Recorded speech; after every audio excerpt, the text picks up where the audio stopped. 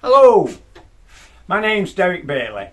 I've been a wood turner now for well over 40 years and off and on, and the last 8 of it approximately I've been teaching it. Now I've done 3 videos previously. The third video was on the Axminster lathe, the unboxing of it and setting it up and the rudiments of getting it plugged in, etc. And we'll be using that lathe from this time onwards in all my next videos. The people I'm aiming the videos at is people who've never been on a lathe before and probably never even experienced rotating wood in the lathe. So we'll be making a pen this time out. We'll be getting a cheap way of doing it, which is getting an old Bic style pen, which is a plastic surround, but we'll be taking the innards out and putting it into the new surround, the wood surround, which we will do various shapes to it using the carbide tip tools. Anyway, that's enough waffling. Let's get on. I thought I'd practice what I preached, and I've set up an area 6 foot by 4 foot, which I mentioned in my first video. And I shall be doing the majority of my wood turning and all that it entails within this 6 foot area, 6 foot by 4 foot area. Right, we'll start by getting the lathe out.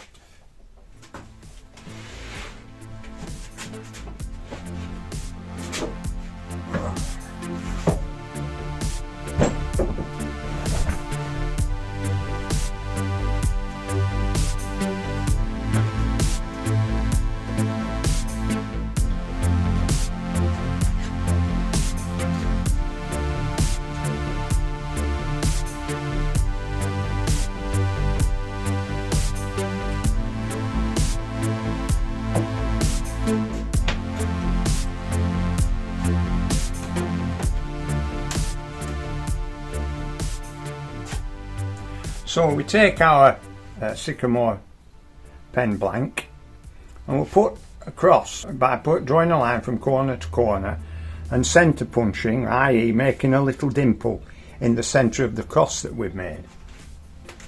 So I'll use one of the cheap vices you can get just to hold the wood while we get the 6-inch rule and a pencil, and we draw a line diagonal .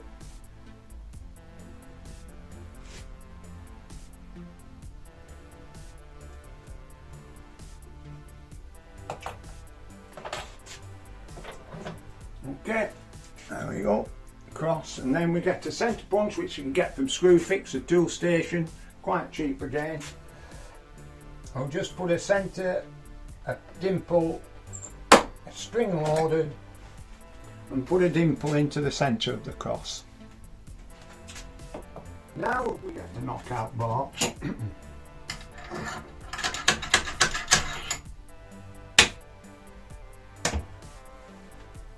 Now we get our chuck, put that onto the lathe,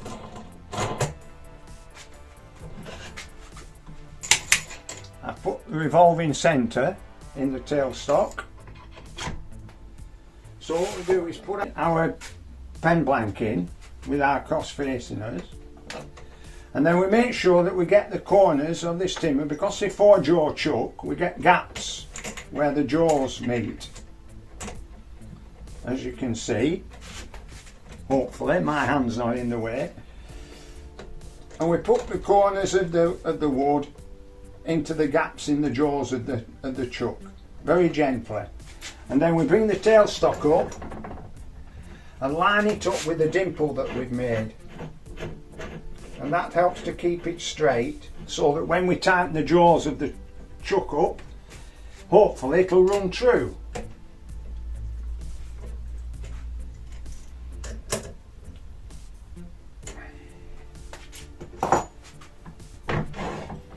Take our switch on the lathe, making sure that they interfere with the tool rest, and it's in reverse, so we'll switch that in. Right, so that's running pretty true now. So now we get our insert of our pen. We're going to use an ordinary Bic type pen. Get our insert. And we want it to go up there. We want to mark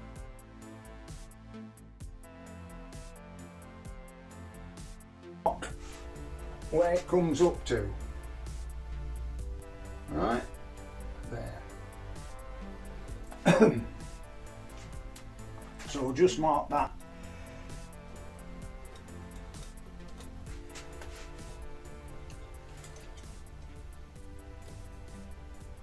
So that we can see it when it rotates.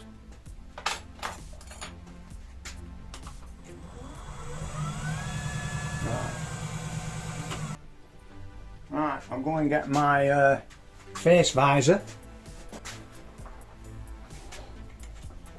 Okay, the first tool, we're going to bring the tool rest up, roughly about on centre line. Imagine the centre line there, centre of the wood. Making sure we don't touch the chuck or anything like that. Lock it off to make sure everything's solid. And the first tool we're going to use is the square scraper, the square carbide tip scraper.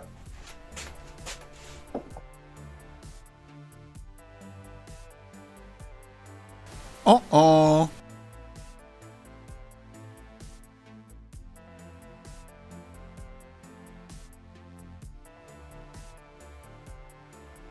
With the base of the tool resting on the tool rest, with a gentle but firm grip, push the tool through your fingers and onto the wood. Repeat this procedure and move along the length of the wood. With this procedure, we've eliminated most of the square parts of the wood, resulting in a nearly cylinder. We can now move the tool backwards and forwards along the length of the wood to take it to the diameter that we're happy with.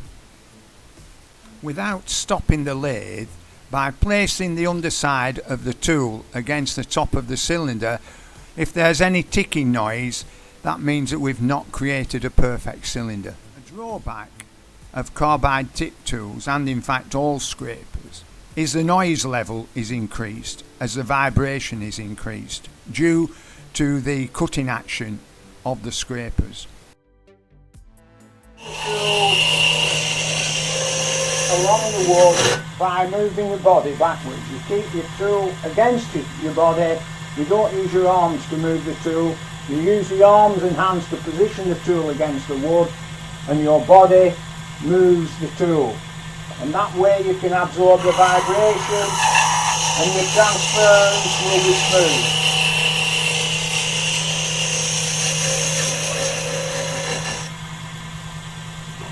That is now a cylinder. Stop the lathe. Okay. Now what is optional is what diameter we decide to turn it. It's up to you really how thick you want the pen to be. Some people like a nice thick chunky pen, others want a narrow slimline pen.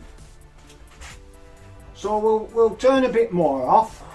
So again we just plunge in.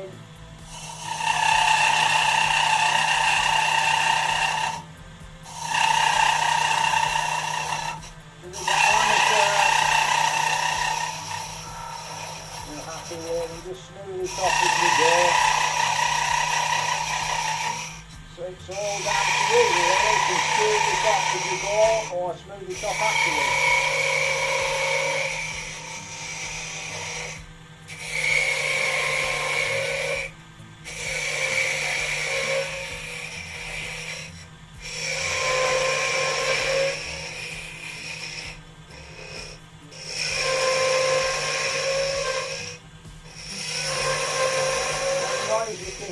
Because we're getting smaller, is vibration.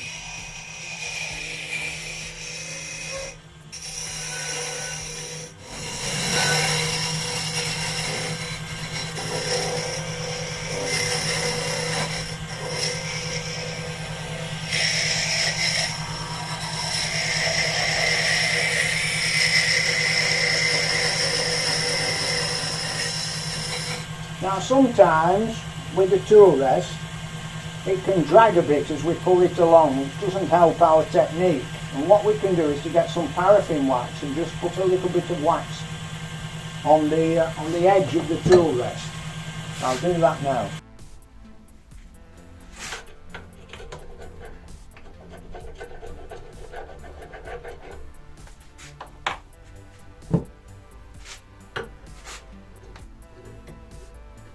That's better. So now we're going to change to the round nose scraper. We'll get our 6-inch ruler and we'll make some marks on the wood about 1 centimetre apart. I think we'll make 4 of them.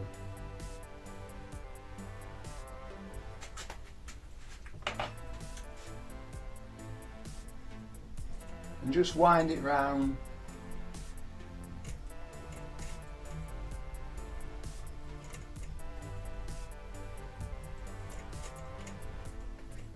We're going to use our round nose scraper and make an embellishment into the wood so that we can create something like that,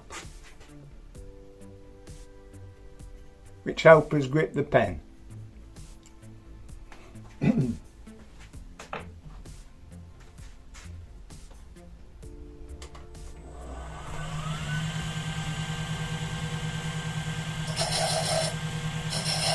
Just need to drop the tool rest a little bit because I'm having to angle the tool down a little bit too steeply, and drop it a little bit.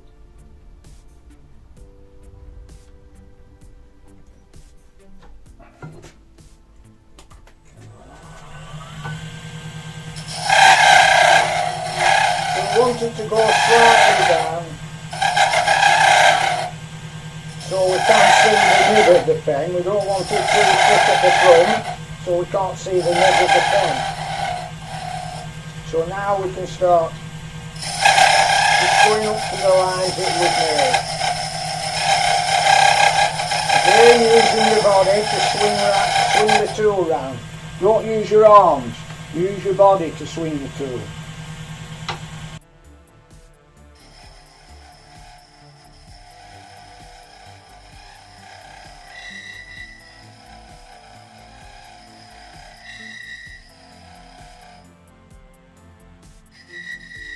With these carbide tipped inserts tools, we are creating a scraping action which tends to cause more vibration and increases the sound level of the cutting action. Stop the lathe, have a look, just check to see if the edges are nice and crisp, which they're not, so we just need to go a little bit deeper. We need to go from the top downwards, that way we can get a nice crisp edge. If we come up to the edge, like that, it starts to chip away, so we need to go down into the curve and stop at the bottom of the curve, like so.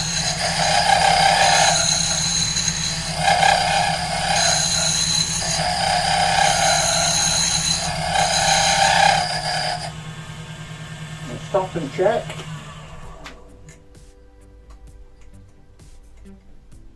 I think that's as good as we'll get with scrapers. With more traditional tools we can get a more precise cut and a smoother cut, but there are certain limitations to these beginners tools.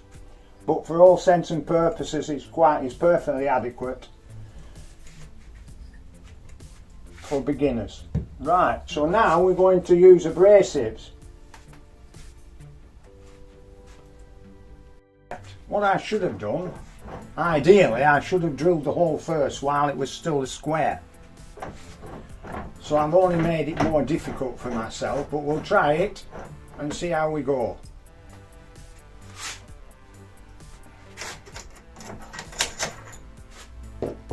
It might tear it out and might chip away, but we'll see. Put our drill chuck in.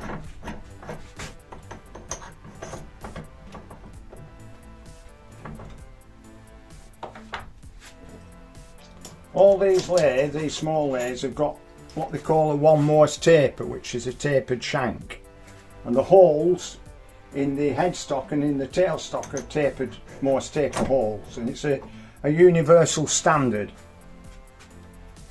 and it acts as a wedge and stops it from coming out, and all you have to do is shove it in and it grips. Alright, so we'll see how deep we can drill this hole, which is fine. We'll go right up to there. This is what they call a long pattern 4mm drill.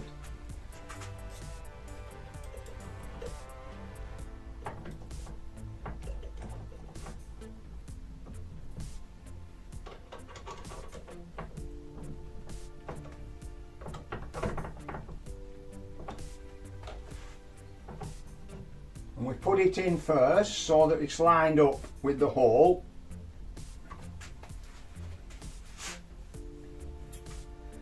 And then we'll switch on the lathe. Slow it down a little bit.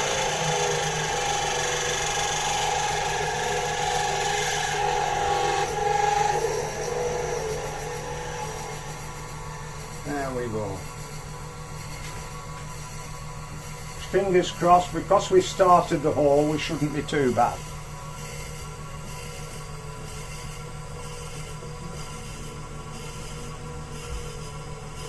Now we've only got a 40mm travel on the quill, so there's a technique that we use to make it keep drilling. I'll show you that when we come to the end of the travel of the quill. Just keep pulling it out, pulling the drill out just to make sure, because what can happen is an accumulation of sawdust can get onto the flutes of the drill and cause a lot of friction and heating of the timber. See how the smoke coming off now?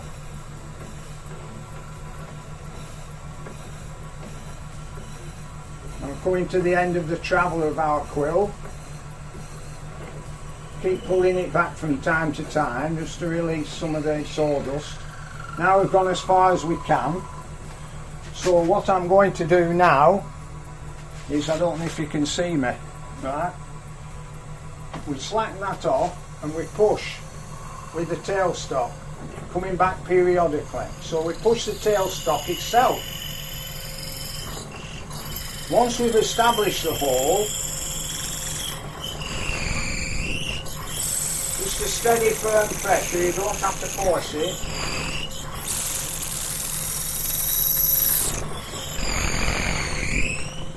And get a stiff brush just to release some of the sawdust in the flutes.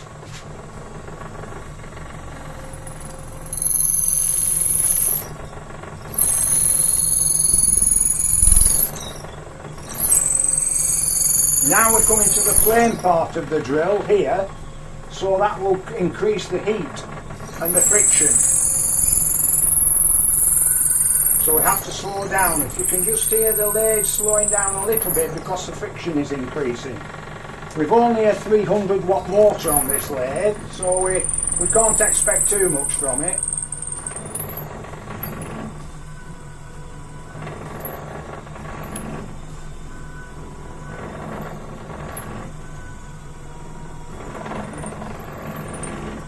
We're nearly there now. I can just start to smell a little bit of burning, which isn't too bad. There, we can stop the lathe now. Right, we won't touch that. That drill could be quite hot. Although it's not too bad at the base. So now we've drilled the hole, and let's hope that the pen insert goes in. There we go. That's a nice tight fit, so we can fit that in at a later stage. In fact, it's such a good tight fit to get it out. Oh, don't want to waggle it about in case we crack the wood.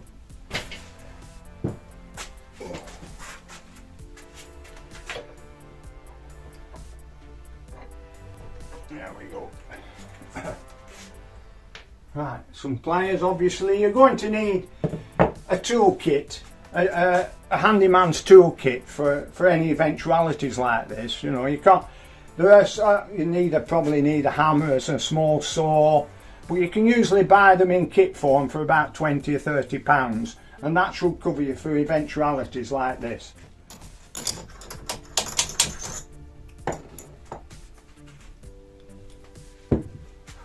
So we'll put the drive centre back, the revolving centre back in.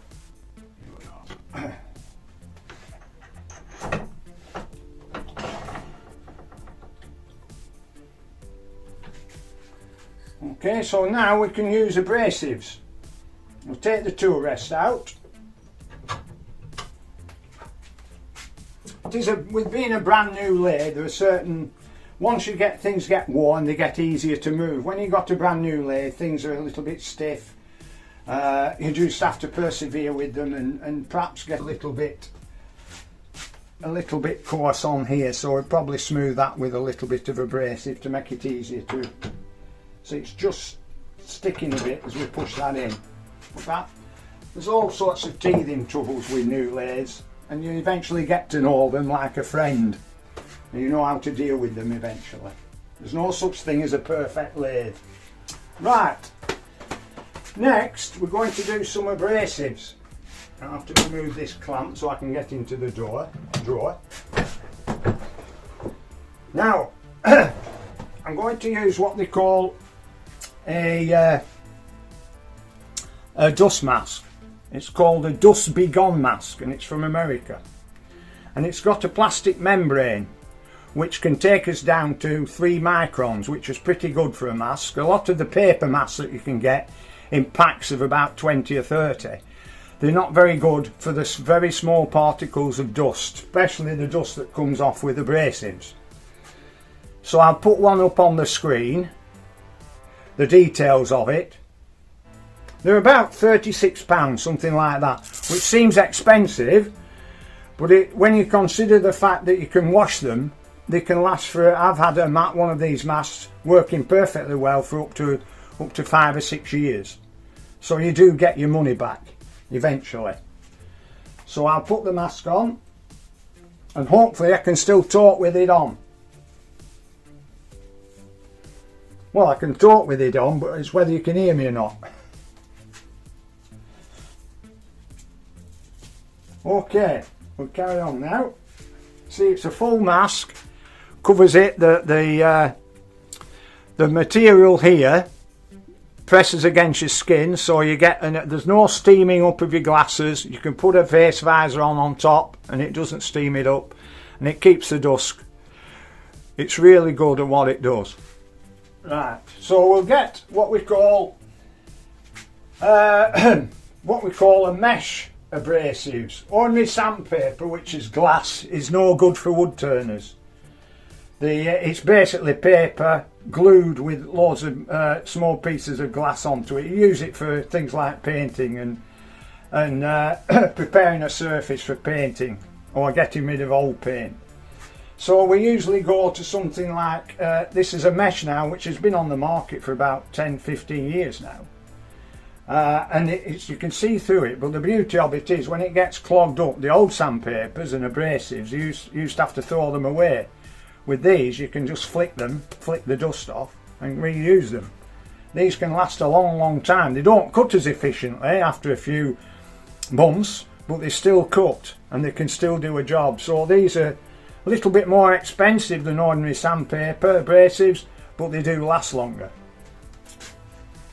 I think it's about £1 a pound or something like that sterling for one of these, and you can get if you get them in a pack of about 1, 2, 3, 4, 5, 6, 7 pack is usually for about £3, £4 something. Might be £6. I'll put the information up on the screen. Right, we'll do some abrasives now. You don't need to switch on at a very high speed. Doesn't need to be top speed, just a nice gentle speed. And it's a cutting tool like anything else. And now we've got sharp definitions on our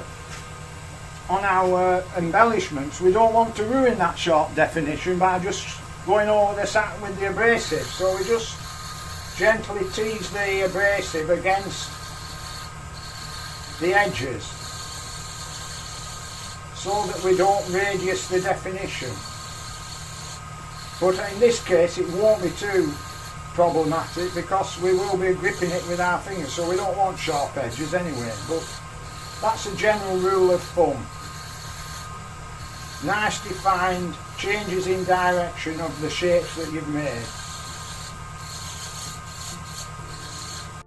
Okay, I finished it off at 600 grit abrasives, so now we're going to use some sawdust to burnish what we've already done. So we always put it in a tissue, never in a rag, because a rag doesn't tear if there's any catches. If you use a rag and get a catch, you might have to go to A&E, whereas a tissue will tear. So we get a slight burnishing finish on the and then next we go to sanding sealer, cellulose sanding sealer, which dries in about 20 seconds. Again, we put this on with a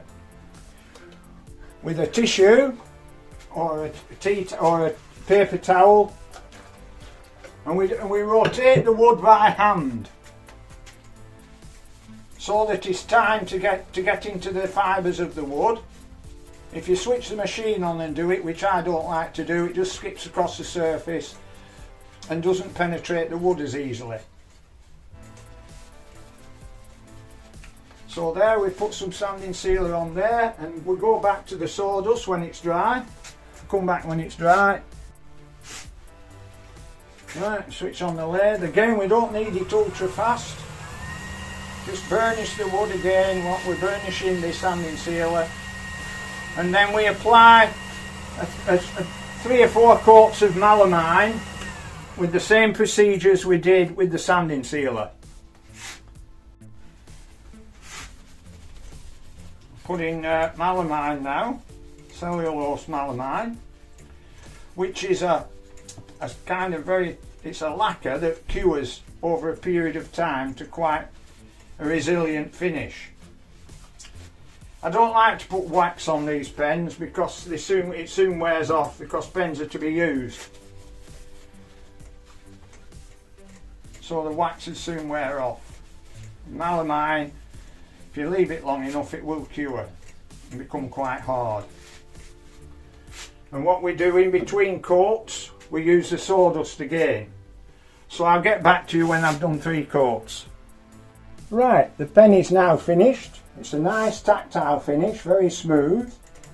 We're now going to make a slight embellishment on the end, and the next tool we're going to use is the diamond pointed tool. So we'll use this to go into the end and just tidy the end up before we actually take it off the rest of the wood. Make sure everything's nice and tight.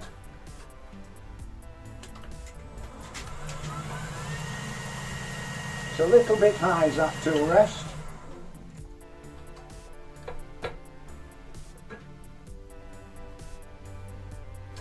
They want it on centre, ideally on centre, or with the handle slightly raised up. The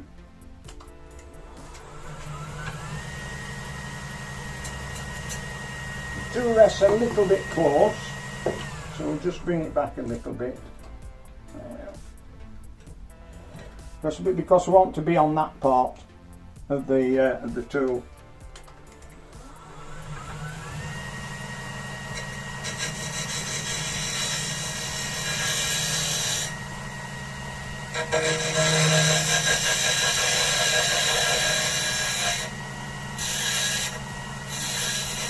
Just making a little bit of a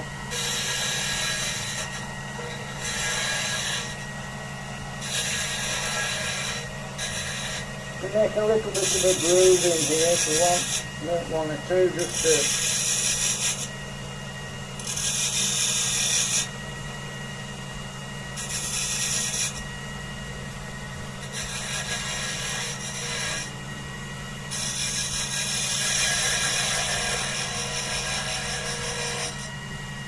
there we go.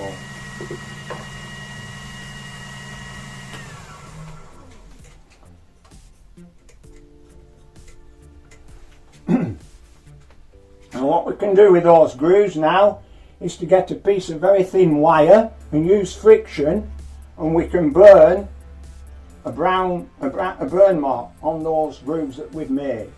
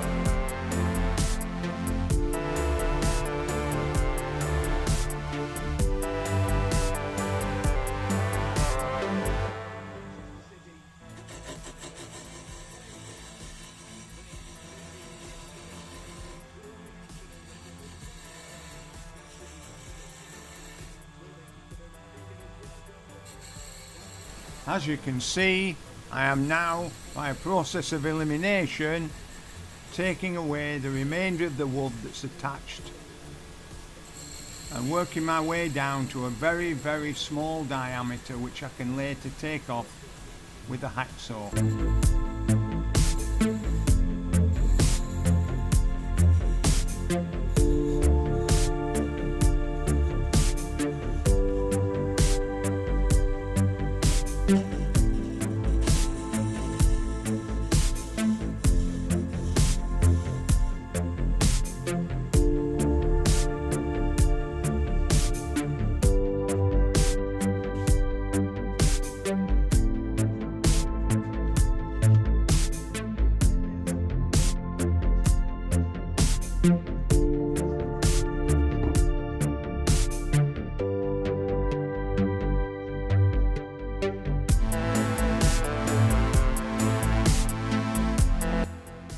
All it needs now is a little bit of abrasive on the end and a touch up with some more sanding sealer and melamine lacquer, and the pen is finished. Well, that's it. One of the simplest pens to make, yet you have very little restrictions on its design. In this example, I shortened the length of the bic insert to accommodate the length of the drill I had. You will need a drill 4 mm diameter by 150 mm long to utilise the full length of the bic pen insert. Always try straight grained wood blanks to begin with, as the drill tends to follow the grain direction. The style of pen is left to you and your imagination. Just make sure the front end of your pen style is no less than 6 mm diameter. Next are the approximate costs to start your first wood turning adventure. Good luck and happy turning.